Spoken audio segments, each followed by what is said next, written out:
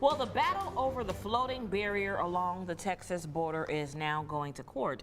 This after the Justice Department announced it is suing Governor Greg Abbott following his refusal to remove the barrier. NBC's Bree Jackson has the latest.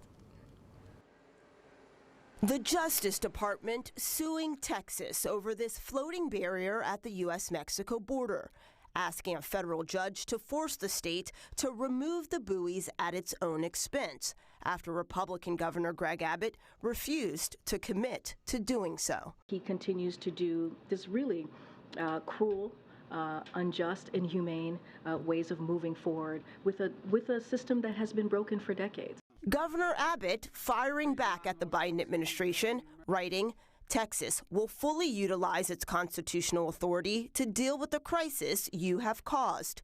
Texas will see you in court, Mr. President."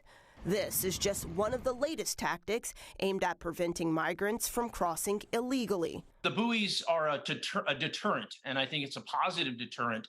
But it's once again, it's a quarter of a mile out of over 1,000 miles of border. So it's really the shiny object in this. Republicans insist the White House is not doing enough to protect the border, even though crossings are down. It's just about politics and somebody trying to appeal to a very narrow sliver of his right-wing base. We have to solve these problems by working together, not only inside our own country, but working with the nations of South America, Central America, and above all with Mexico, to tie it to the Israelis. Despite the dangers of making the trek, some are still taking their chances. No sé, en realidad no sé, pero nosotros vamos a tratar de pasar porque en realidad, o sea, en Venezuela no conseguimos un futuro seguro.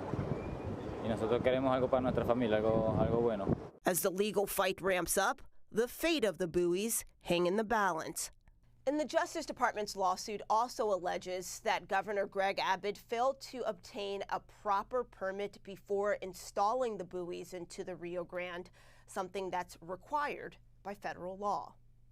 In Washington, Bree Jackson, NBC News.